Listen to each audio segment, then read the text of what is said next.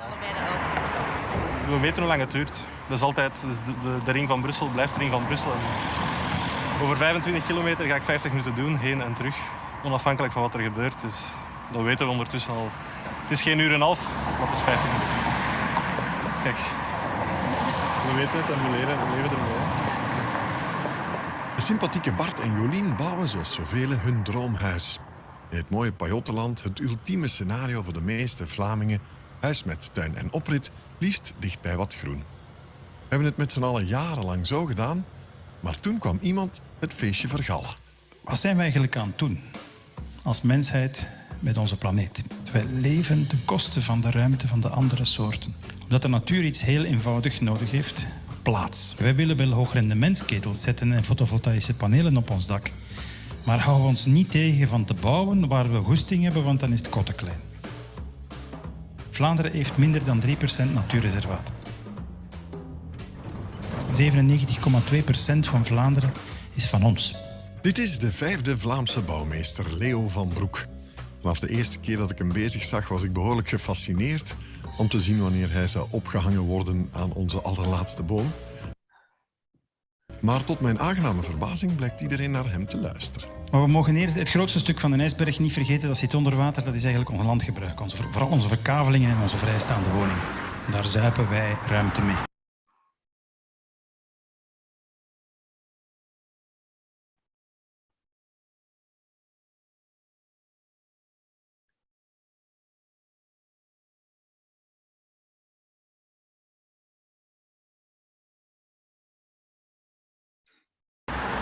Met de bevolking van een stevige Europese stad zijn wij als een splinterbom ontploft over het hele land. Europees record in urenfile per werknemer, Europees record in kilometer weg per wooneenheid, Europees record in kilometer infrastructuur onder die wegen. Riolering, waterleiding, gasbuis, kabel, elektriciteit, strooizouten, witte lijnen, flitscamera's, verkeersborden en gas.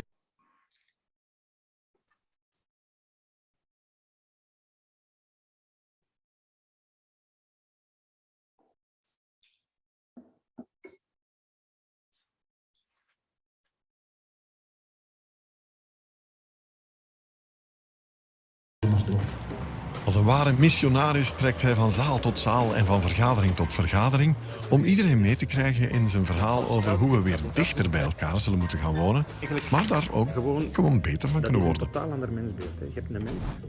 Met gedurfder hoogbouw, Ik zie altijd maar geen naar de Schelde. maar ook creatievere laagbouw waar we dichter, maar misschien ook warmer, collectiever met elkaar gaan Het is hier leven. superstijl, altijd. Hoe de stad van morgen gezonder en groener kan worden, met haar landbouw ook dichter bij haar hart. Er is heel veel aan het bougeren, dus het is een interessante tijd. Haar openbaar vervoer beter georganiseerd en een koningauto die definitief van zijn troon zou kunnen worden gestoten. Van kwantitatieve groei moeten we naar kwalitatieve groei, van meer naar beter.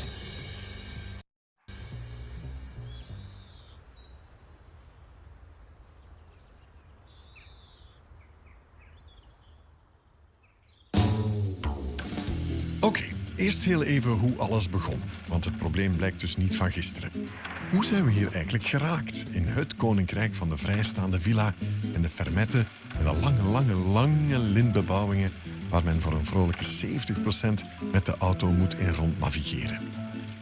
Een stedenbouwkundige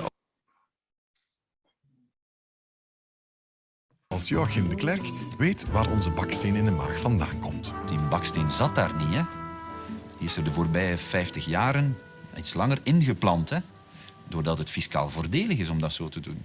Doordat de wegen werden aangelegd om dat zo te doen. Doordat alle kosten die voortkomen uit het feit dat wij ergens gaan wonen, de riolering, de mobiliteit, doordat we dat niet moesten betalen. Het is duurder om in een stad te gaan wonen bij ons dan heel ver. Dat is krankzinnig, want de maatschappelijke kost voor het wonen in een stad is veel kleiner. In die gefragmenteerde wolk is er op geen enkele manier nog efficiënt openbaar vervoer mogelijk. Of toch heel moeilijk. Dat is een moeizaam en een dure grap. Als we zeggen iedere plek moet bereikbaar zijn met openbaar vervoer, dan hebben we eigenlijk beslist dat er slecht openbaar vervoer is. En vervolgens zeggen we dan, we moeten daarop besparen, want dat is niet kostenefficiënt. We maken het aanbod nog slechter. In plaats van eens te denken van, alles hangt samen. We komen van 100 kilometer file Op pieken een paar jaar geleden tot ondertussen over de 400 kilometer op de drukste ochtend. En dan denk je van, ja, waar gaat dat eindigen? En ik denk dat de mensen het beu zijn om een werkdag 1,5 à 2 uur langer te zien worden.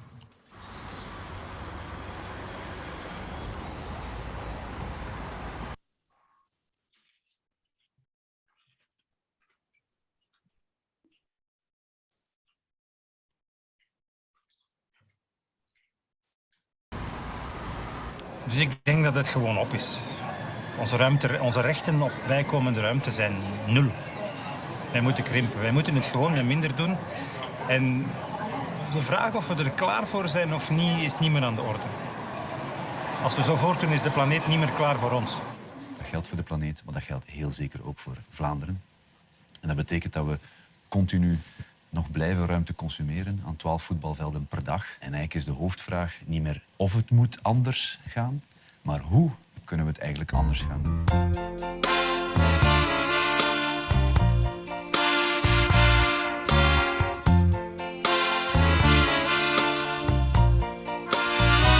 Goed, oplossingen dus. En waar te beginnen? Eén ding lijkt zeker, de toekomst zal ergens in de stad moeten gezocht worden. Die ingewikkelde mensenmachine die voormalig vaker als probleem gezien werd, dan wel als oplossing.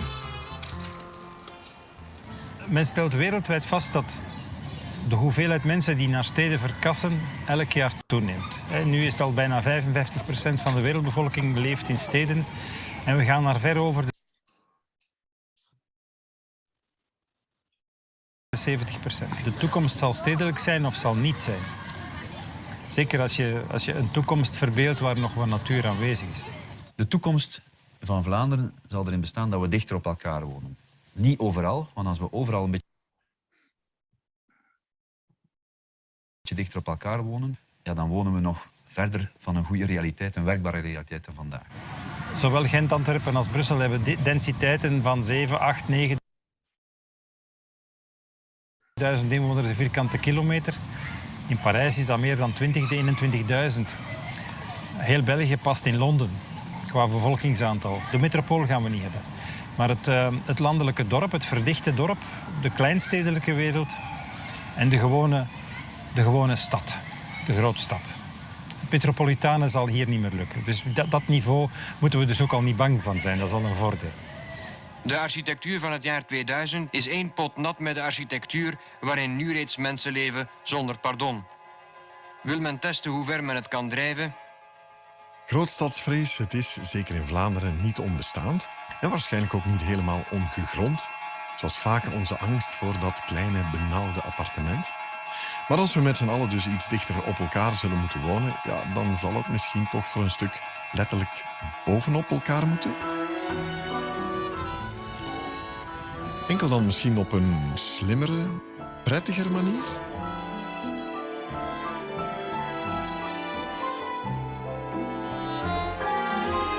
En dan zie je de zon geleidelijk aan terug opschuiven. En dan wordt het Dag per dag, ja. En nu staat ze straks gaat ze hinderhanden. En dan, ja. En zo kun je eigenlijk de seizoenen volgen. Ik zou niet weten waar ik anders zou willen wonen. Ja. Toch blijven flink wat Vlamingen zitten met hun hoogbouwvrees. En al zeker als de bouwmeester eens durft uit te pakken met dat idee van zelfs een rural high-rise. Een woontoren knal op het platteland. Dat je zegt, oké, we gaan daar inderdaad in de plaats van 40 villa's 60 appartementen zetten. Met hier een mooi ommuurde tuin. Met een mooie rij bomen rond als dreef. En dat wordt terug landbouw en natuur. En misschien woont er hier dan eindelijk genoeg volk om hier terug de lijn en een winkel en een school en een café te doen werken. Vlaanderen staat vol met landelijke hoogbouw, maar wij geven dan een andere naam. Bij ons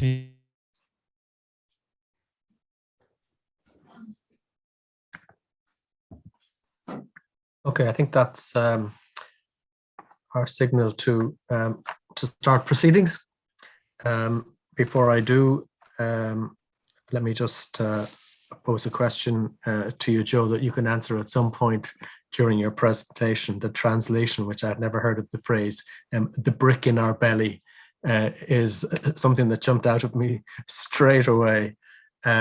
So listen, folks, you're all very welcome to to this, the third lecture in the 2022 series of online seminars from Uniscape, where the disciplines meet, where we invite speakers from any and all disciplines to offer papers to us. And today's speaker is a landscape architect, Joe Boonen, and he is a landscape architect and urban planner.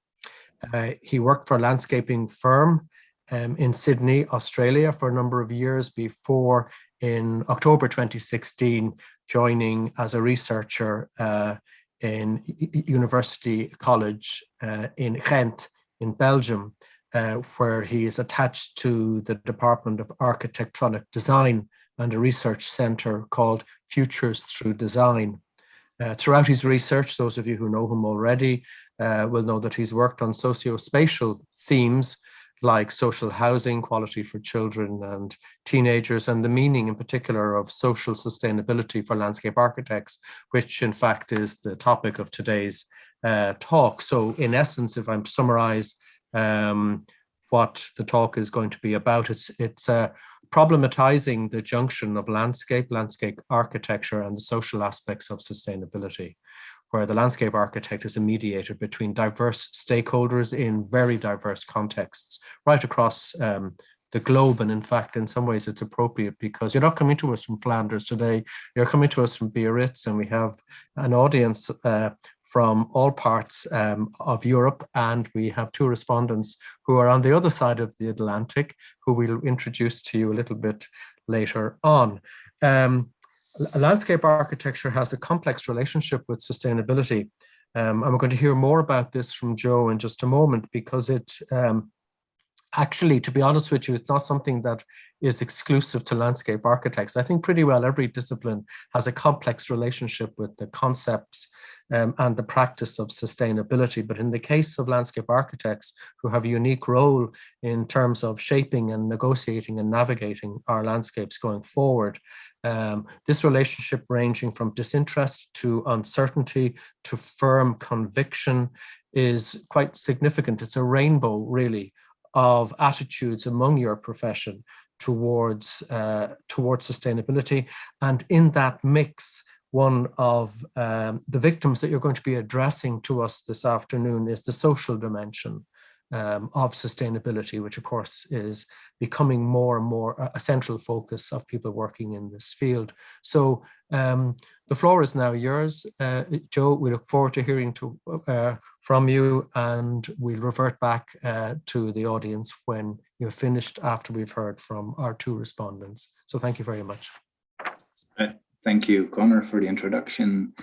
I will share my screen with you and start off with the question, why this video? And I might reply to your question immediately about the brick in the belly and what it exactly means. It is sort of a way of saying the baksteen in the maag is the way it's translated to Dutch. It means that every Flemish person feels like he or she has to build a house himself. It is something, this neoliberal idea of we have to have this individual property. We have to build our own house with our own garden, and there's some trees in there, have the nuclear family around us, is very much a fundamental idea of how Flemish people look at the landscape and how they have their own part in the landscape. So this is basically a way of saying we need to build our own house, our own place.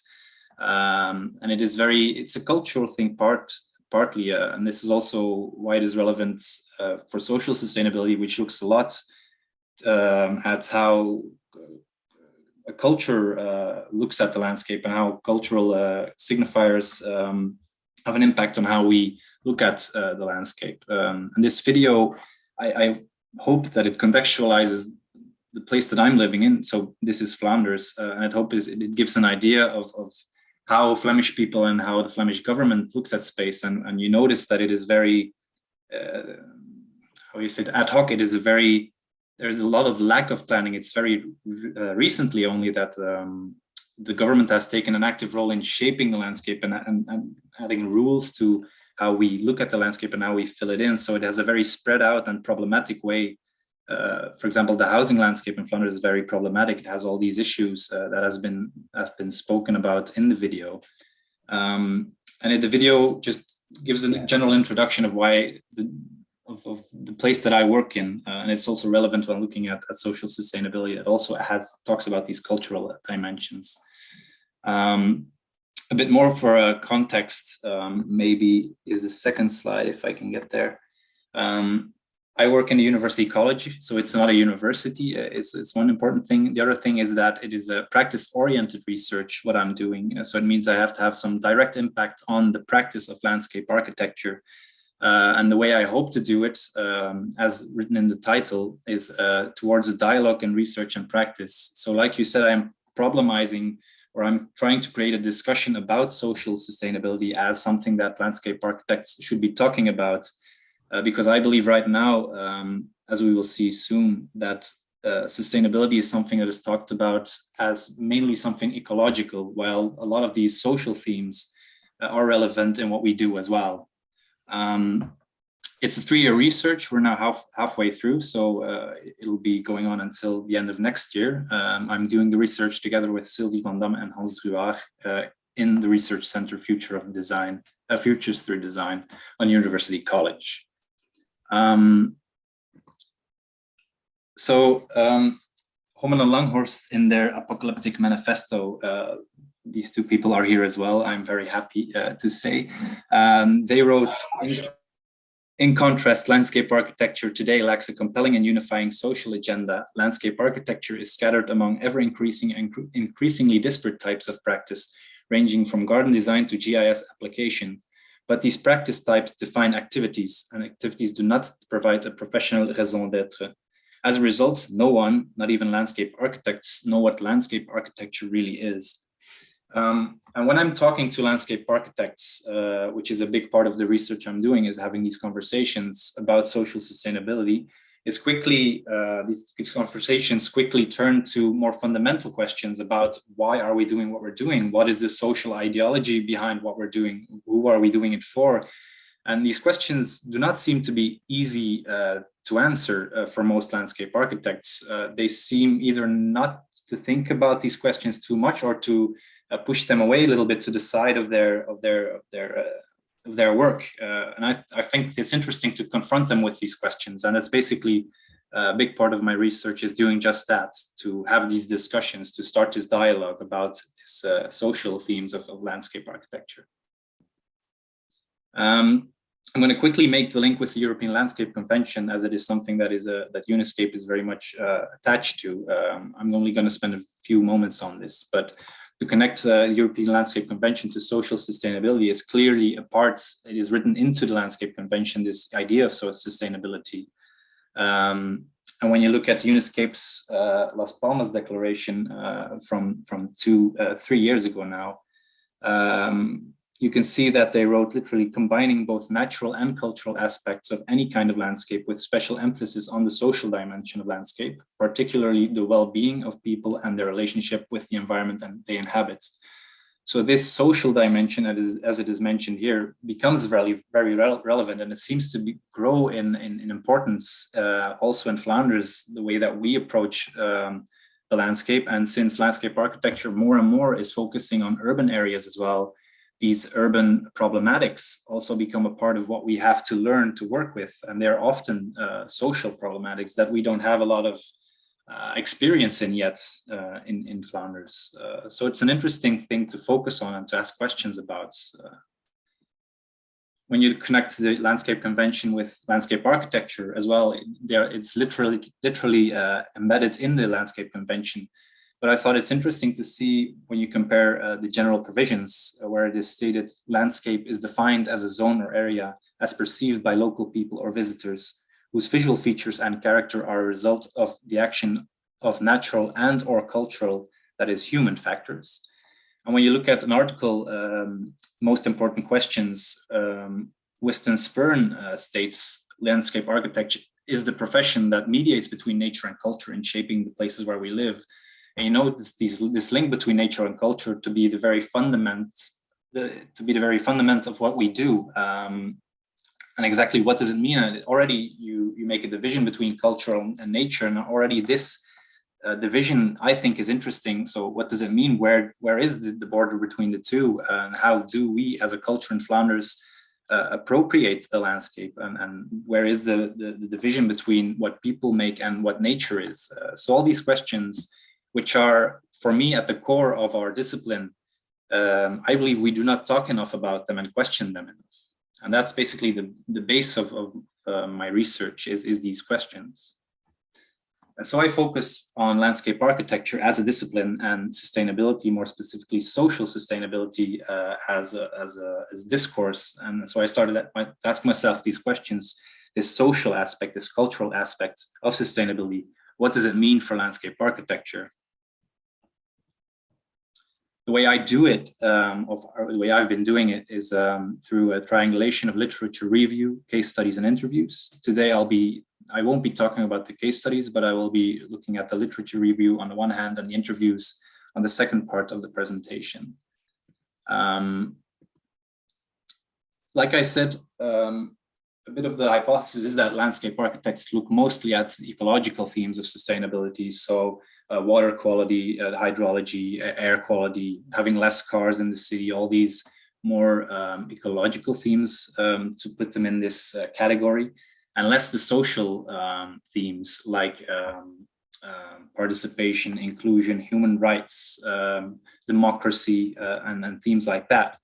When you look at this quote by Laurent, he says, environmental challenges are at their root social problems that arise from income and power inequality. Thus, inequality is an environmental issue, just as environmental degradation is a social issue, forming a social ecological nexus, and solutions must address them jointly through principles and institutions rooted in justice. And so I started wondering, how do we do this as landscape architects? Specifically these social and inequality problems, how do we address them in our work? Or do we address them in our work to start with? When you look at the sustainability discourse, you notice that there's a lot of literature on it, and it's quite confusing if you ask me. And these diagrams show there's a very different approaches to tackling the question of sustainability. But what you do notice is that in every one of these representations, there is a social theme or aspect or layer to it. So you have the social or the people or the social foundation in the donut model, or society and the triple P models. So there's always this social theme, and it means that it gives a sort of a ground for debates, not only within landscape architecture, but as something that is shared with all these other disciplines. So it's a very fertile ground for having these conversations and discussions about sustainability and the social themes within this discourse. And when trying to define what exactly it is, these social aspects and social themes, I believe this to be the most clear definition, and it states, due to a lack of clear and comprehensive conceptualization, social sustainability has been referred to as a concept in chaos, fragmented, and under-theorized or oversimplified. And that's basically when looking at it and trying to understand it myself, I myself became a concept in chaos. I couldn't quite get a grasp of what it exactly meant. What I did find is that when looking at all the different literature, there's sort of vocabulary. There are themes that are a part of all the literature, stuff like participation, the right to landscape, migration and gender, inclusion, democracy, stability, welfare, poverty. And there's a sort of vocabulary that shows that there are some themes that are recurring throughout all the literature. And so I thought, let me try to dive into all of this and try to get a grasp of this idea of social sustainability and what it means. And this drawing sort of gives an idea of how I feel about this. It's not quite clear here whether I'm swimming or drowning in this pool of information. And up to today, that is the reality of how I relate to social sustainability. I think I have a clue of what it might mean, but it is still very unclear how to translate it to landscape architecture. And this is what my first idea was. I thought, let me start with getting an idea of social sustainability, and then it will become clear what it means for landscape architecture. But I noticed that there's something in between, which is the landscape. There's no clear line between social sustainability and landscape architecture directly, but it does talk about the landscape. as a shared concept. So there is information when you read about social sustainability about what it means for the landscape or space. And on the other hand, you see the landscape architecture, where landscape is its muse, it's what it works for, it's what it does, is the landscape. And so I needed to take a different approach where I started looking at the landscape architects and the way that they look at the landscape, and specifically how this vocabulary I showed earlier is a part of their work. How do they talk about all these themes? How do they integrate them in their work? A first author that helped me a lot with understanding this is Ian Thompson, his book Ecology, Community and the Lights, where he says, while it seemed self-evident that landscape architecture is a good thing, for a long time I was nagged by an uncertainty about its purpose. What was it really for? Much has been written about how to do landscape architecture. Very little seemed to be written about why it was worth doing, and what there was often seemed woolly or contradictory. And this refers to the first quote by Hohmann and Langhorst, exactly this raison d'être. He was asking the same question in 1999. And he also, so Ian Thompson also did a lot of interviews, and this is basically a schematics of what he came up with, is a triangulation again of three value fields. So you have the environmental values, ecology, social values, community, and aesthetic values, delight. He says, basically, when a landscape architects approach a project, he has to find a balance between these three value fields in his work. I thought it was interesting because when you start comparing it with sustainability models, you notice that there is indeed a sort of overlap between the social values and the social, and the environmental values and the environmental. The difference is here the economic value, which has been much criticized as well in this triple P model of the sustainability. Here it's economic, and here we have the aesthetic values that are more part of the value field of landscape architecture. And so what are the differences and similarities? How do landscape architects talk about these social values? What are these values exactly, is the question that I was going to ask in my interviews, which are still the main part of my research and the main way I collect information. So I've been doing in-depth semi-structured interviews, both in educational programs. There's 2 educational programs in Flanders, in Brussels, and in Ghent, there's one. And also in practice. I'm still finishing up the interviews in practice. And after I do these interviews, I do open and actual coding in vivo. I do this analysis and interpretation of the data. And for now, I have come up with 9 statements. These statements are a result or an aggregate of both the interviews and of the literature study I've done up to now. And you'll notice that all these statements are sort of polemic, and they show a spectrum on which different landscape architects will position themselves. And I believe they're very valuable as a way to start a discussion, because they'll give a possibility for every person to position themselves and start a discussion about the statement. These are the statements as they are up to now. I'm gonna quickly go over them. The first one is sustainability is meaningless. It's the core of what we must do. The second one is we are a human-centered discipline. Humans are only a part of the landscape. And for those who were here, the last presentation, my colleagues Glenn and Bert, this is basically what they talked about when they're talking about the more than human, is exactly this question. Are we human-centered, or are we doing something else that is more than working for humans alone? The third one is landscape architects are generalists. We don't know what our core goals are. The social is essential. There is no real clarity about what the social means. Working inclusively is important. Participation is usually just a show. Landscape architecture is apolitical. Every action in space is a political action. Landscape architecture is a discipline between nature and culture. Nature doesn't exist anymore, and culture is becoming too complex to understand. The landscape is emotions and stories. We work too little with real scientific data. We must work and create identity. Identity can't be made.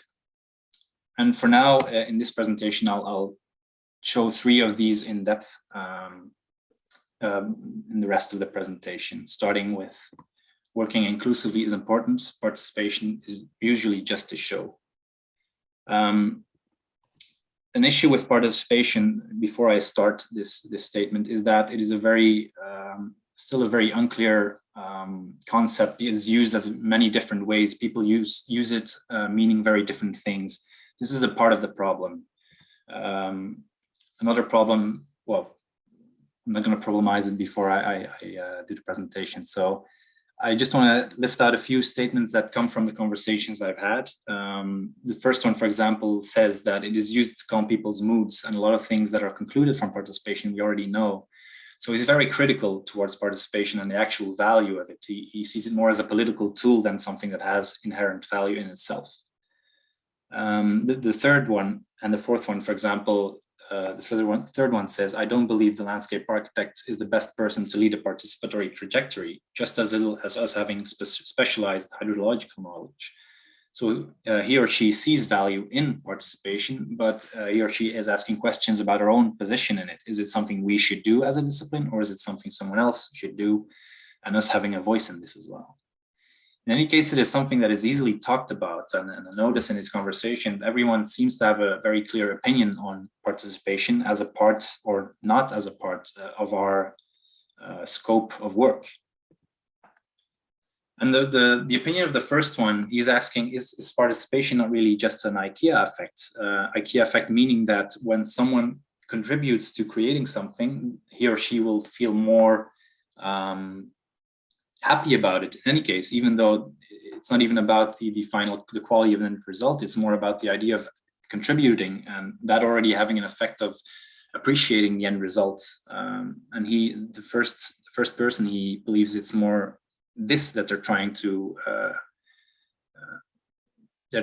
do, is creating this IKEA effect by giving people voice in the creation of a landscape, for example. Here's an example of participation in Ghent. It's a Pirkespark. It's one of like a neighborhood park, a little neighborhood park. And the woman you see in the middle here, Scheherazade is her name. She organized, together with the city of Ghent, participatory trajectory in this park.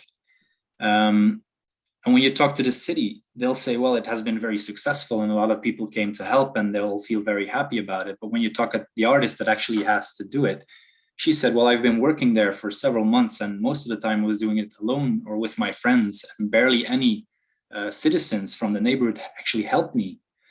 So she has a very different opinion about the value of this project, but it's still presented by the city as something that was very successful and the whole neighborhood was involved.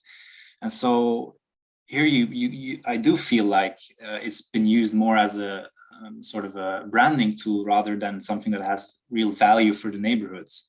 So I believe it is very important to question the value of participation and the way it is done. And it is indeed important to try and find good ways of doing it. The way I like to look at participation and inclusion is something that's presented in a text by Maria de Bie, Stijn Oosterlink, and Seppe de Blust in their text, Participation, Design and Expropriation in Democratic Urban Renewal. And I'm only going to lift out one sentence, which is the first one, based on a definition of democracy as a pursuit of freedom, equality, and solidarity. It is necessary to regard participation as a practice that has to be implemented. So a practice that has to be implemented. And I think that's an interesting way to look at, because basically what they're saying is participation is not a process that we start and stop as designers as a part of our design process. No, it is something that already exists. It's already there. People are already giving meaning to space. They're already part of space. They already use this space. And in our design process, we step into this process for just a little while. And so when people are giving us information about this space, they are doing us a favor. We are not doing them a favor with asking for this information. So I think it's a very different way to approach participation as an existing reality rather than something that we do or we have to create. In any case, whatever way you approach participation, it seems to become more and more relevant. Again, the European Landscape Convention also implements it, stating established procedures for the participation of the general public, local and regional authorities, and other parties with an interest in the definition and implementation of the landscape policies. So it is becoming relevant, and the question remains, how do we relate to it as a discipline, in Flanders specifically? Statement 2, landscape architecture is apolitical. every action in space is a political action. I created this statement, or it became important because I feel like in the educational programs, this political position, this political idea of landscape is not very integrated. It is not a part of the curriculum. It is very, I believe there's much more to be told about this than actually happens. And this first respondent you see here, he's talking about autonomy of a field. He's referring to Bourdieu. He's saying people like Bourdieu, a sociologist, have spent time thinking about this. And he talks about the autonomy of a field. As a field, landscape architecture is very little autonomous. We are dependent on governments and economy.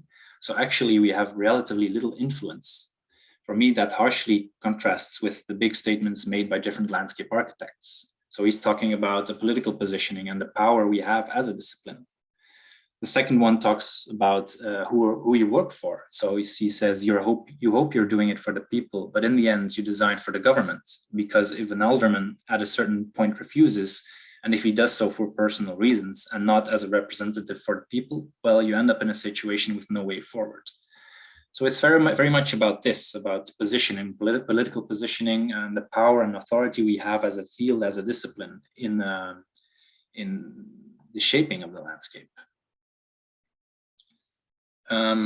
Hopwood and others in their article Mapping of Views of Sustainable Development, they place the sustainable development debate, of which social sustainability is a part, in the status quo.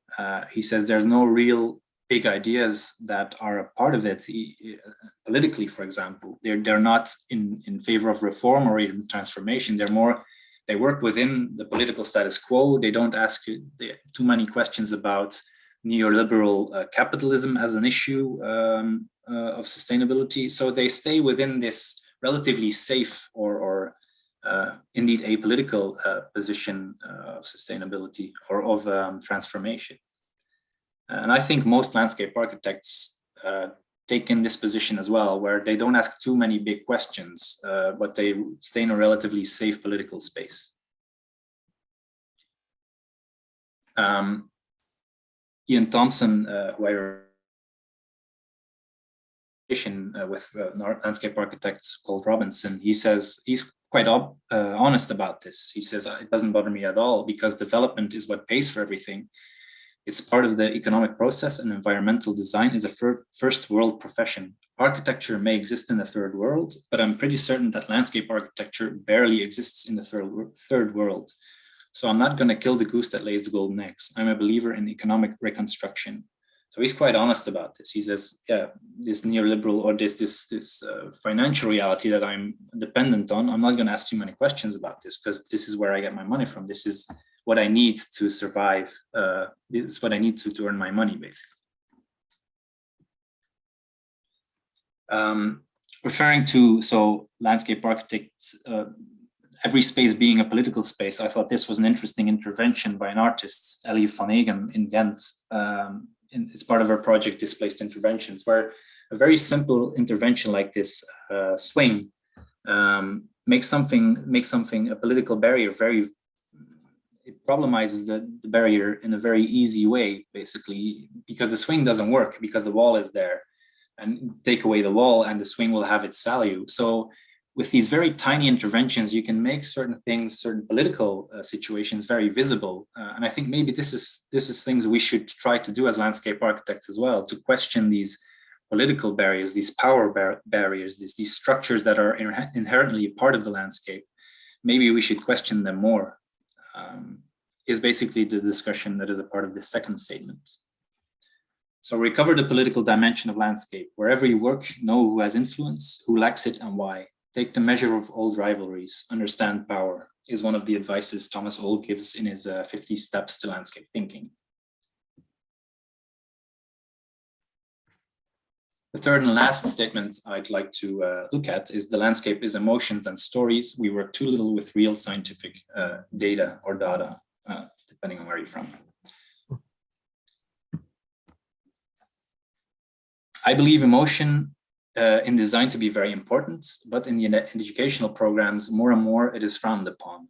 Of course, you cannot overdo it, that is evident, but design without emotion for me is rarely a good design. I believe data is very important. And by the way, I think we are not good at using it, but as landscape architects, we should use data, and maybe when we design, much more so than we do today. And the second part is about stories. So yes, you can use small stories, but it has to be for the broad societal interest. It has to create added value. If not, no one will be able to read or understand these stories. In general, I believe that when talking about emotions or stories, basically all of the respondents of my interviews feel like it is very important and it is an inherent part of every big or small landscape, but it is not very clear of how we can translate them in our design or in our work, in our processes. A way of looking at stories that I found interesting is the vision made by both Katrina Hill and Nanke Verloo, and they divide stories in grand or meta-narratives or dominant narratives, which are scientific truths or big war stories that are a part of a collective memory of people. And on the other hand, you have petite or small narratives, marginal narratives, where very personal stories that are true locally. For example, if a couple met under a certain tree in a park, then that tree has a certain value for them in their personal lives and their personal stories, but it might not be visible for everybody else. Those are the more marginal narratives. And I think like these big grand or meta narratives, we still appreciate a lot. For example, here you see an image of the Titan Kronos eating one of his children in the Greek mythology. Basically, the story goes, he ate all of his children, but his wife at a certain point gave him a rock instead of the child, and he ate the rock, thinking it was the child's. He ate his children, by the way, because an oracle told him one of his children will be his downfall. Anyway, he ate a rock, and afterwards he spat it out, or he vomited it out, and he threw it away, and this rock became this mountain you see on the right. And so this mountain, as a landscape, has a very big story connected to it, and it is it has cultural significance. And I think these stories make these landscapes so interesting, even more so than, for example, the whole geological story behind the formation of these mountains. It's a different way of approaching landscape, and I think I feel personally that we are maybe using this part of the landscape less than, for example, ecological facts. Wiston Spurnigan in The Authoritative Nature talks about authority and where as a discipline we get this authority. And she says architecture, on the other hand, has long acknowledged the authority of traditionally vested in certain styles and exemplary buildings. And I believe landscape architects do this as well. We refer to romantic gardens, ecological gardens, classical gardens, or we refer to certain other landscape architects that have done something, rather than referring to these stories or these emotional values invested in landscape. And I think it might be interesting to reintroduce stories, create new stories, maybe even as a way to gain more authority about it. I believe people are interested in that as well. This is something that another author called, what's his name again? Prinsloo is a South African academic, and he says these stories and this mythology has lost its meaning ever since modernism and the ecological movement. He says since then, landscape architecture is much more formal, much more fact-oriented, and less romantic in its stories. And I think it might be a loss for our discipline. And I think the reintroduction of these more emotional and story-oriented authority might be interesting to explore. In any case, what I try to do with this research is not to give you a set of facts and a set of rules to work on social sustainability. What I try to do is create a way of talking about social sustainability. I try to start a discussion about it because I feel like I'm not the person to say this is what's right and this is what's wrong, but I feel like it is important that we talk about all these things. And so in the further planning of the research, this is exactly what I'm going to try to do. You see, the last point is creating a disciplinary reflective practice. So in Flanders, trying to have a forum where we ask ourselves questions about what is it what we're doing, why are we doing it, and how can we do it. It is what I'm trying to do. I'm not trying to give a list of rules about what we should do exactly. The question how behind is exactly the question I'm struggling with right now. Like, how can we do it? Can we create a reflective practice, and what is needed to create something like that? And ending with the same people that I started with, Hohmann and Langhorst, who are here as well today. They stated in 2004, at least, critical dialogue isn't a solution to landscape architecture's problems, in part because the field has never sustained a critical dialogue. Landscape architecture has never had a major critical voice. Landscape architecture today is distinctly anti-controversy, a sad, if logical outcome of the field's polite, upper-class, gentlemanly upbringing. As a result, the field doesn't know how to critically evaluate work or what to do with criticism when it gets it. And I do feel that this is still a reality in Flanders. We still are anti-controversy, and we are still very polite. We are not keen on asking ourselves too many questions about what we do, at least not critical questions. There is no landscape criticism in Flanders. And I believe that this is something we might start up, and it might have a lot of positive influence on our discipline in Flanders, at least. So this is the discussion that I want to start, and this is the goal of the research I'm doing right now. So that was my presentation. I'm interested in hearing what Heidi and Joern have to say, or maybe Connor, if you want to make the bridge to the discussion, feel free to do so. Thank you. Okay, well, thank you very much for that. It was really interesting and compellingly made.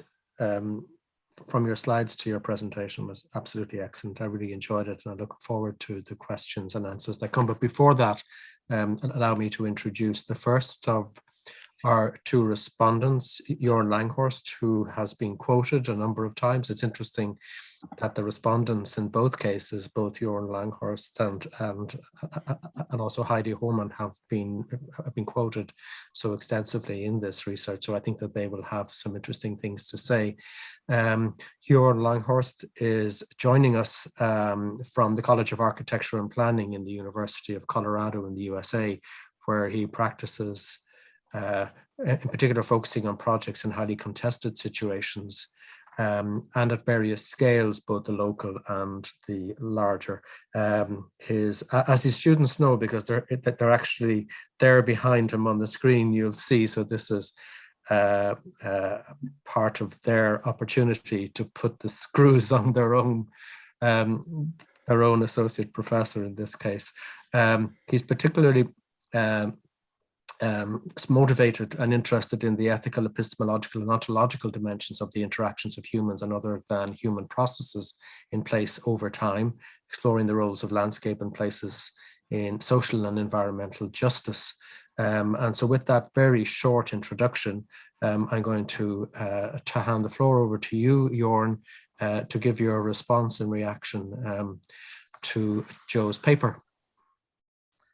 Well, thank you for having me, and it's been fascinating, albeit also, I could say, a little bit depressing. So looking at what Heidi and I wrote in 2004, it feels like we might have just written this last night. So not a lot seemed to have changed on the surface, and as Joe, I think, laid out very clearly, is that some of the dilemmata, the field, profession, and discipline of landscape architecture, which, by the way, are three different things, are struggling with, are still there. I'm going to focus on one or two aspects in my response, and I apologize upfront because I might talk a little bit more like a political theorist than a landscape architect in a minute. One of the things we wrote back then is that landscape architecture lacks a compelling and unifying social agenda. And I'm going to be fairly adamant and say that sustainability and/or resilience are not, cannot, and should not be a provider of that kind of unifying social agenda. I'll get back to that in a minute and explain why. The second focus of my response is landscape architecture's apolitical stance and apolitical identity and apolitical character. And those two things are actually related really, really closely. Hannah Arendt, in The Promise of the Political, has defined political as that what arises in what lies between man and is established as relationships. So politics are indeed really relational and mostly concerned with relations between people.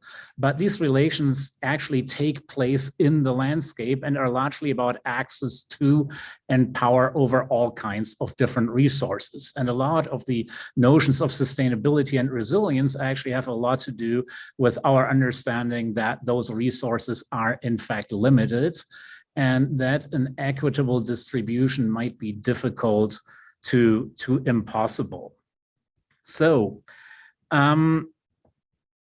landscapes then can be and are tools or are a medium for manipulating relationships between people and people and people at things in the world, one could say. So that then really begs the question of who gets to use these tools, who gets to use landscape how.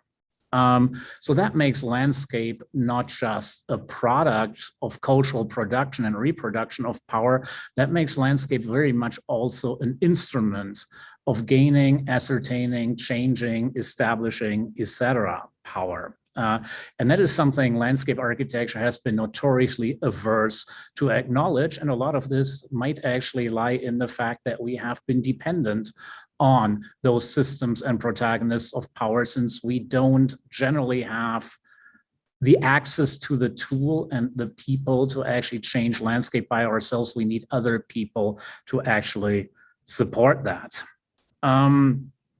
So when we're designing, our designs are actually populated with a certain kind of people, which happen to be generally modeled after us. And if not directly after us, they are at least generally sharing the same values and value systems, which becomes very clear when we look at the film you used to introduce us to the topic, Joe. There's a very clear idea about value.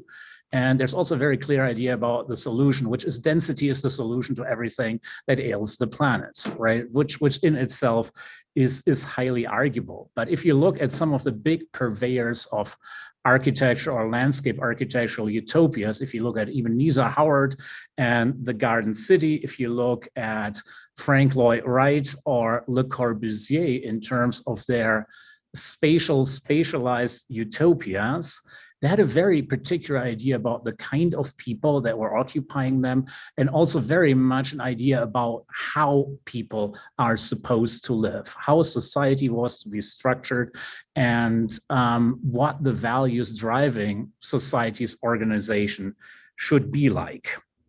So landscape then as a tool really might serve to reify and enforce those values in an ideal of society, which then very much also maps into questions of place and identity, right? You are living in a place that means you are a certain kind of people who belongs there and actually has the feeling that they belong there, which brings me back to the question that you mentioned earlier in your definition of democracy, which is sort of a question of both access and physical access to a place, but also participation in occupying that space, but also in participating in the decisions about how that space is or should be changed. Henri Lefebvre in his Droit à la Ville, the right to the city, wrote fairly extensively about those two dimensions. And I think that makes something, and with that, I'll actually conclude, very clear. And I call this the limit of consensus, right? We're living in comparatively heterogeneous societies where people have a whole bunch of different values.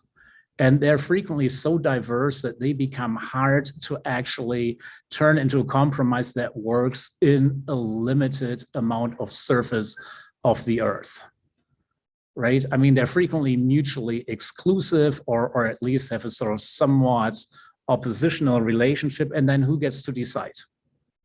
and for how long?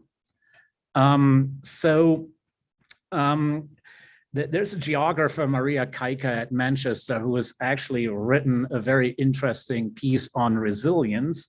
And one of her key arguments is that we should abandon the manufacturing of consensus, which is what our participatory methods and approaches generally are in landscape architecture, right? We're trying to get people on board with our design ideas. So rather than really inventing ideas from people who have to live with it, what we might design, we're generally producing an idea, an ideal, the utopia, and they can say, yes, we love it. But that's frequently the end of the actual participation.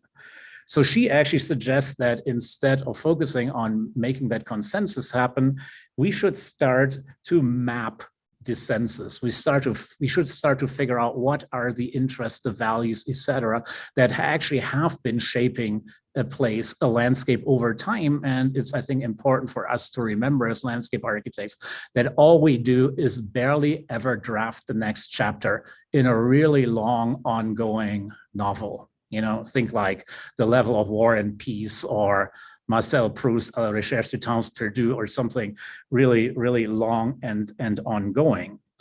And then if landscape is indeed, as I would argue, a contested terrain, then maybe we have to look at some of the other political approaches to how to negotiate differences in values, in attitudes, in ideas.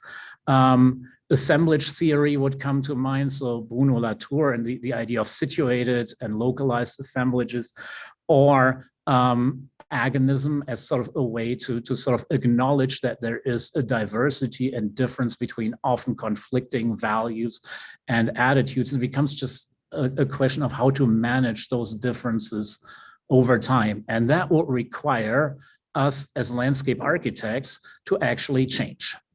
If we want to do all those things, if we want to become relevant again, if we want to do climate change, if we want to do equity, social justice, and all those other things, to me, the really big question is, how do we need to change in order to become the people who can do that well? And we have been avoiding the answer to that like the proverbial plague. And with that, I'll turn it over to Heidi.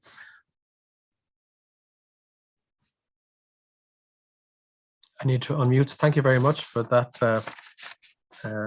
response. Lots of questions. It's interesting as an archaeologist, completely outside your field, to look at landscape architects out there quite busily interrogating their own epistemology, values, and so on, and hanging their dirty linen out to dry, because we all do. We need to do that as professions in whatever field we operate in. The second respondent's already been introduced. It's Heidi Hohmann, and she's an associate professor at the College of Design in Iowa State University with professional experience in historic landscape preservation and landscape design, both in public and private sector. She's received fellowships from both Dumbarton Oaks and from the Jane Marston Fitch Foundation for work that's, is it ongoing or is it completed now, for your book project on the history of the Minneapolis park system? Oh, I see, it's published 2020, my apologies. No, it hasn't been published. No, I wish it were published. Okay, you're still working. We're in the final throes, hopefully. Okay, I know exactly how that is. So you're examining the relationship in that study of city planning, environmental management, and historic preservation. So I hand over to you now, Heidi. Thank you. Well, thank you, and thanks to Joe for including Joern and me in this process, and it's been a chance for Joern and I to reconnect a little bit here. And Joern was really rolling, so you can sort of see where our initial document kind of came from. So I don't want to give Joe too much to have to respond back to here. The thoughts that I have, though, and I think you're right, Joern was airing our dirty laundry in public a little bit. And my question to Joern would be, you said relevant again, and I would question whether landscape architecture has ever truly been relevant to some degree. And I just have two sort of observations. I think it's interesting that we have a nature culture. You started, Joe, with a nature culture dichotomy or dialectic in a sense, and then you move on to present 9 additional dialectics within that, like, again, 2 oppositional statements, right? And we pose nature and culture as a duality here, which is it in conflict, is it not in conflict? And then you go on and you sort of emphasize that in a very landscape architectural way of giving us 9 statements, which each contrast against each other. And then we go on to sort of say, critical dialogue is critical dialogue, or is confronting these dialectics the way to move forward. And for somebody in the United States right now, I just look at critical dialogue. We don't have a place right now in the US, it seems, for critical dialogue. We all walk around right now in this country saying everything's so polarized, right? And we've got red states, blue states. We might say black and white states, in a sense. And so is critical dialogue the solution? And I don't know, right? And that's why when Joern said things haven't changed, I sort of feel like, if anything, they've gotten worse, right, in terms of our sense of social sustainability. And I'm just so impressed by the Kronos slide, which I didn't see when we were talking about this earliest, where we've got Kronos eating his young, spitting out the giant rock and creating the mountain. And in that mountain, there's a set of wind turbines on the top of that mountain, right? And I don't think landscape architects had very much to do with the placement of those wind turbines on top of that mountain. And I don't think we were talking about social sustainability in terms of creating the power for all of our lights are on our, I've been listening about web servers and how the web servers required to create the Zoom conference may be as bad from a carbon pollution standpoint as flying across the planet have these things. And we're landscape architects involved in the placement of those wind turbines at mountain, right? So, I don't have any solutions, right? Which is why when we wrote our little diatribe 20 years ago, I sort of think of it as the foolishness of my youth. And I'm glad that somebody else is continuing on with the struggle, because I'm not sure I want to engage it anymore, which sounds rather nihilistic at this point, but. Have at it, Joe. I think you're kind of wrapping it up there. So we'll hand over to Joe with that image in my mind of the brick in the belly and Kronos. And the lesson is obviously just don't eat rocks, folks. I also have a note here. What's the collective noun for iconoclasts? Because we seem to have 3 of them in the room here, but it's been really, really interesting to hear your paper and to hear the responses. And so I suppose the first person to respond to the responders should be Joe himself, but if you can keep it short so we can open it up to the floor for comments from others as well. Thank you, Joe. Yeah, again, the question whether or not this critical dialogue and this discussion will be a solution, of course, it's just dialogue. It won't be the solution. The solution has to be in the landscape, and I guess discussions won't change the world. Maybe I won't really believe that, but I do believe that in Flanders, at least right now, is the moment to start these discussions and to question ourselves. And even like you did, the question, what should we be doing, and is what we're doing relevant to find a way forward in these giant problems that we're confronted with. So yes, I am optimistic about what I'm doing still. And I think I need to be optimistic in order to try this at least. And I do believe that questioning our relevance in these problems is at this point the best way forward in terms of social sustainability within landscape architects. And again, I'm not looking for solutions, I'm looking for a discussion. So I think I hope to be able to reach that. So that will be my response, and I'm very curious about other questions. I think it's always very healthy to question your relevance, because out of that interrogation, out of that dialogue emerges a sense of your relevance, and perhaps perhaps even an image or a vision of what your relevance might be in an altered context. But anyway, listen, I'm going to open the paper up now to the floor. You can enter comments or questions in the chat box if you want. But otherwise, I just need to change now to full gallery mode. Give me a moment here so I can see people putting their hands up. So if you put your hand up and switch on your mic, and you can discuss or make any comments you like on the paper. Any question from the students is welcome as well. Yes, exactly. I see them ranged out behind you there, Joern, so maybe they have some questions as well, and absolutely free and very welcome to make some comments.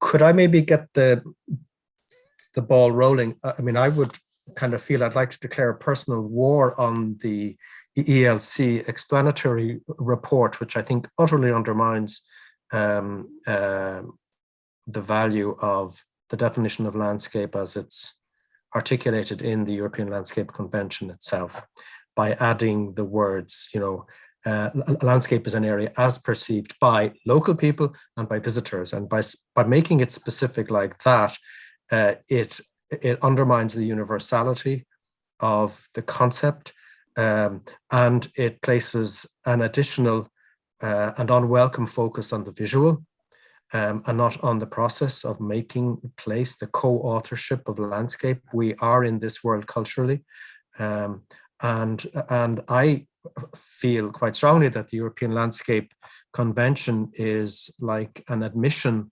for the first time really at an international level, of what it means to be human, and that we have to take that into consideration in terms of the way in which we perceive, value, manage, change in the world that we live in, the world that we have created, and we live in a storyboard. So to come back to your comment about the importance of looking to stories, and I pick up on something that Joern said as well, you've challenged the, perhaps even subtextually, but there challenged the concept of the landscape architect's vision versus the processes, the actual historical processes that have led to the formation of the place as it currently is, and that superimposition can lead to ultimately, in the long term, or even in the short term, an unsatisfactory intervention. So I would be interested to know, I can see some of you nodding when I'm talking about the change in the definition in the European Landscape Convention. Do you think that that has given too many people an out clause, a way out of really utilizing the full power and value of the definition of landscape in the Landscape Convention? Oh, I was nodding mainly at the part where it becomes a very anthropocentric or homocentric way of looking at the landscape, where you place mankind at the center of what landscape means. In that way, I might have been influenced by Glenn and Bert and as my colleagues. That is that exactly how we should be looking at landscape, as something that is by man for man, or should we take into much more consideration the more than human and what that means in how we approach landscape? I don't know previous definition in the European Landscape Convention, so I don't know how it was written before. Well, the previous definition simply says a landscape is an area as perceived by people that is the result of the action and interaction of human factors and nature, something like that, but it doesn't have as perceived by local people, which extracts the universal property, the principle, universal principle, I think that is intended, or maybe it's not intended, maybe I'm misreading it. I've always felt it to be that. And while I understand exactly what you're saying vis-a-vis the anthropocentric perspective and how, in a manner that's unpalatable nowadays, unpalatable though it may be, you wonder whether, in fact, it's still valid. And, you know, are we creating more distractions for ourselves and placing more obstacles in the way of actually just kind of getting this right? In a way, we're in an emergency situation right now. I've been thinking about it as well. I look out my window across the other side of the lake and there are wind turbines everywhere. And, you know, I'm thinking to myself, well, actually, we are in a state of emergency now. And that's been accelerated not just by the reports on climate change, but on the strategies that are now unfolding in respect of energy security here in Europe in light of the Russian invasion of Ukraine, you know. And is that, you know, a small sacrifice that we have to make because we literally don't have any other choice? Yeah, there's no, I was just going to say, it seems like there's almost a conflict in a sense between the word landscape and the word planet, right? Like if you remove the word landscape from all of this and you substitute with planet, the idea seems much clearer, and perhaps that's because we affiliate with the eco or environmental side of that and not the cultural side, right? Yet it's very clear that if you don't save the planet, like we're all done for, right? And landscape is a very, very messy word, right? In terms of its origins and its associations with the visual. So, but I think is it the definition of landscape, or is it the overall conception of landscape? Is that in conflict with the idea of planet or Earth? I don't know. It's one of the things that I've been thinking about in exactly those terms of that question. And as the students know, I mean, you usually spend in most landscape architecture or landscape theory class not an insignificant amount of time trying to figure out what on earth landscape actually is. And the kind of attempts at definitions and how they changed over time, I think, reflect very much part of this debate. Is it culture? Is it nature? Is it both? If it's both, what's the relationship between those two things? Are we as humans part of nature, which makes that distinction interesting but meaningless ultimately, but not without consequence? Are we not? Then what are we? So it's not just a question of what is landscape, it's a question of what is landscape vis-a-vis who are we? And once we start to look at that, then it's a question, well, what's our remit of action there? What are we supposed to do? What do we want to do? And if we start to frame issues, dilemmata, problems as questions of survival, then that gives a certain urgency to the debate, which I think is purely intentional, but it also brings fear in as a very powerful motivator.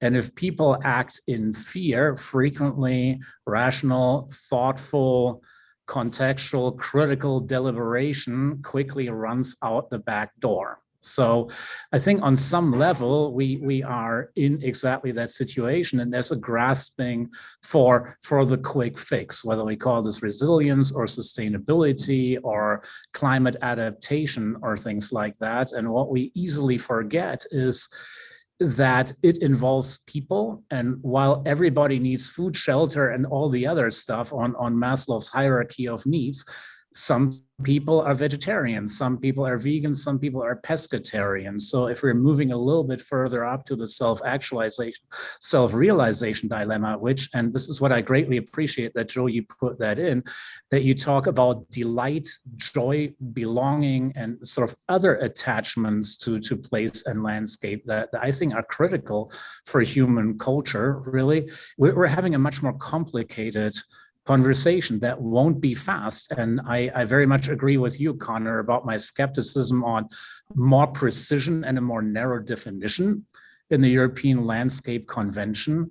Because to me, the question is, if you call out certain very specific positions in landscape architecture, the local and the visitor, what about all the others? So it's an act of reduction, and I wonder why and who's being excluded there. Yeah, but see, and I think this is the thing about landscape is it's I and we and them, right? And that's perhaps your unease about the definition in the convention is that it's the local and the visitor, it's the us and the them, right? And then we can add I in the mix as well, because I think there's some conceptions of common good, which comes back to the social sustainability piece, right? So it's all very it could get all very tribal. Joern, you have a class full of students behind you there. I really would love to hear from them if anyone has a burning question or statement. You guys are the future.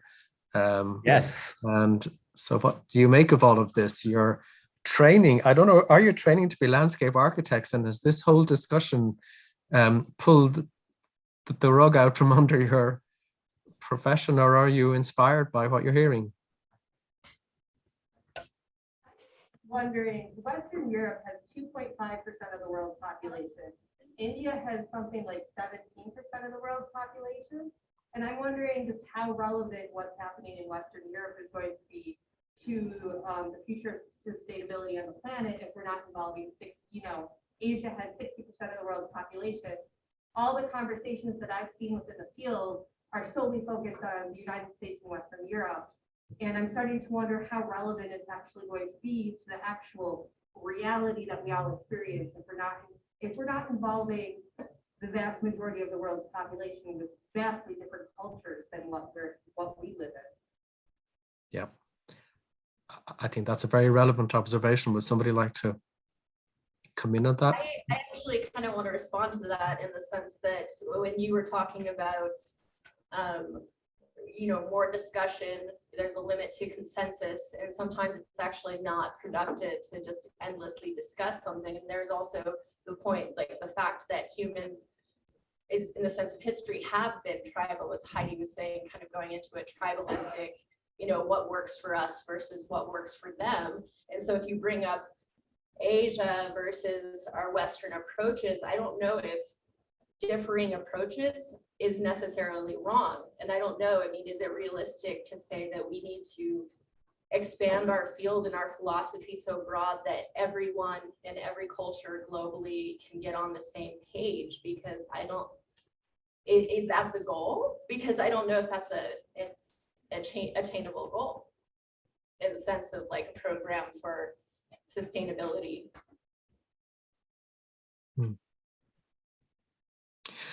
I remember a couple of years ago, Sasha, you made the observation that Uniscape should go international.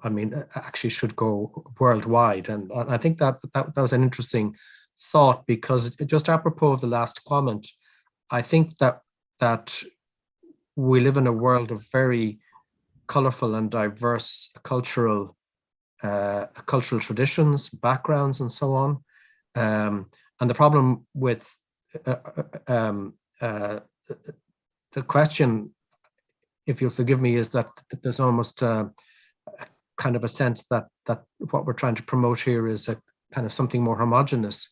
And that's not really the case. I think, at least from my own perspective, we have global problems that we need to solve. And they're acultural in one sense, in the sense the solutions are going to need to be. And And one of the things that I've noticed in the time that I've been linked into Uniscape is listening in at the various conferences that we have to people from all over the world, not just from Europe or from North America, but from literally all over the world, who are thinking about and working on solutions to both environmental and social problems, and the nexus of those in very imaginative ways as well. So I'm optimistic that people around the globe, although we're not necessarily hearing their voices all the time, are actually working to these ends as well, that we're not so different in our concerns. And you know, perhaps somebody else wants to come in here, but want to come in, Sasha? Maybe I've mentioned you already. Yes, thank you, Conor. Yes, I totally agree. And I was thinking that why we are all so connected with landscape. Why? I mean, there's a lot of people, and as you said, we noticed that in all our conference meetings, initiatives, is that there is a really desire for landscape. And while I was listening to this beautiful presentation, I will give you my compliments later on. Is that really what comes out is that landscape is so powerful because it's a place where these generalized definitions as environment, earth, planet, sustainability really gets the picture. I mean, it is in landscape where all these social, cultural, environmental problems really get an image. And what Joe says, that because people have the picture of their landscape, that is why in participation, we as architects enter into their picture. It is not them entering our picture. And now I will refer to Joe. I really loved and enjoyed not only your video, but also your slides presentation. I mean, the means of expressions that you have used to present your research, it's very sincere, genuine way of thinking.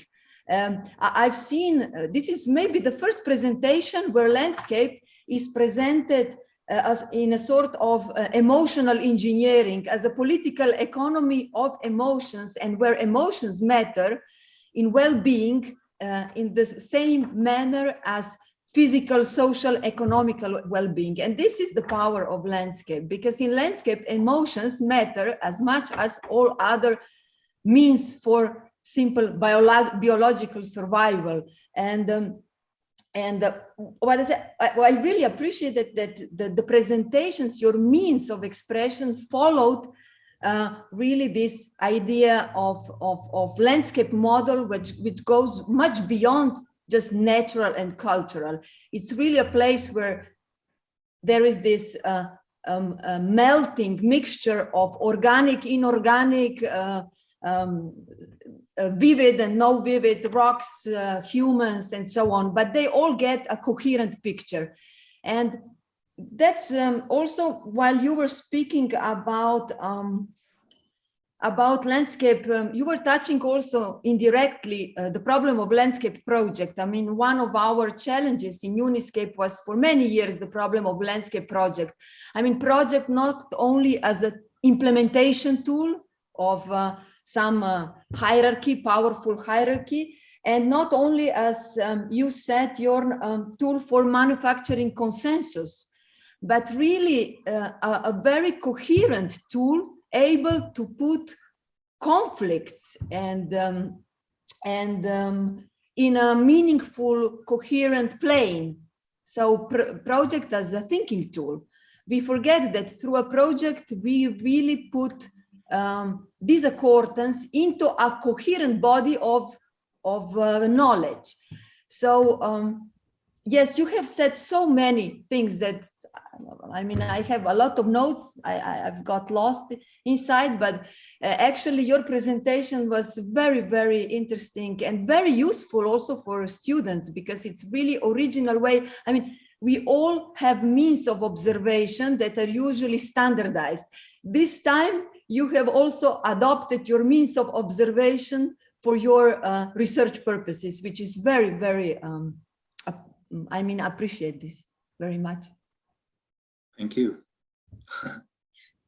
Yeah, now all these discussions, for me, this is this type of discussion I want to have, but for me, the question is, how do I bring this knowledge and this discussion to the practice of landscape architect, to those who actually change the physical landscape with their interventions, those who actually go through these processes with all the people and animals and abiological elements in the landscape. How do we translate this to something that they can use?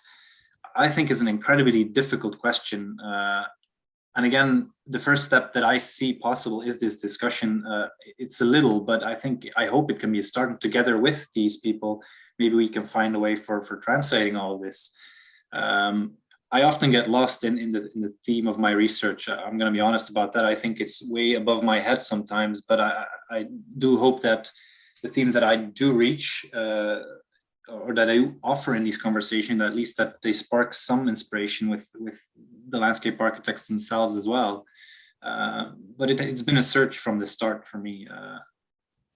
Yeah, I'm happy, at least for some, that it has been inspiring in a way. So that's good, a good sign, I think. Absolutely, it has been inspiring. I'm going to wrap things up now by answering your question. Your question is, how do you turn this thinking into practice? Well, actually, you're doing it right now. You're influencing everybody here. You're influencing a whole class of students on the other side of the Atlantic, and you're a brilliant communicator. And even just by asking these questions out loud, it causes people to think and reflect, and will ultimately affect their practice in the future.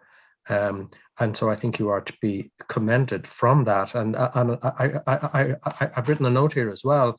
From this conversation that we've had with everybody who's been involved in it, you have proven the relevance and the place of landscape architecture and landscape architects. So you've already done it. You've succeeded in doing that, because we need to have this type of conversation. We need to be talking about landscape from this perspective, as well as all the other perspectives. But this perspective is really important, because it's how we are unpacking the elephant in the room, really, is what we're doing. We're unpacking this and saying, okay, so this is who we are.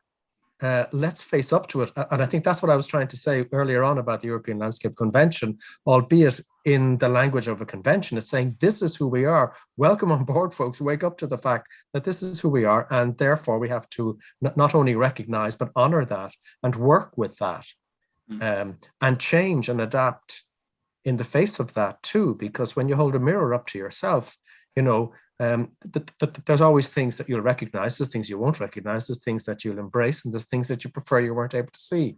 And all of that is a type of an honesty that we need to bring to our discussion on how we are going to live on this planet, as you say, Heidi, and live on this planet in a sustainable way. So I come away from this conversation inspired, informed, hugely informed, and very grateful for you having brought all your work so clearly to the table, for the comments from the respondents and from the questions as well, and from the students over there. Thank you for your involvement and your presence too. It's really great to see you, although you're all silhouetted. I know you're there.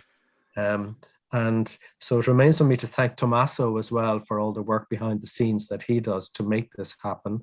And we look forward to welcoming you all back. We'll make sure you're on the mailing list. So Tommaso, you get the emails for Joern and for Heidi as well, so that you can come along to the next of the Landscape Where the Disciplines Meet online seminar. So thank you very much, Joe, and thank you to Heidi and to Joern as well, and to everyone else who has participated. And have a lovely evening or a lovely rest of the day. Thank you.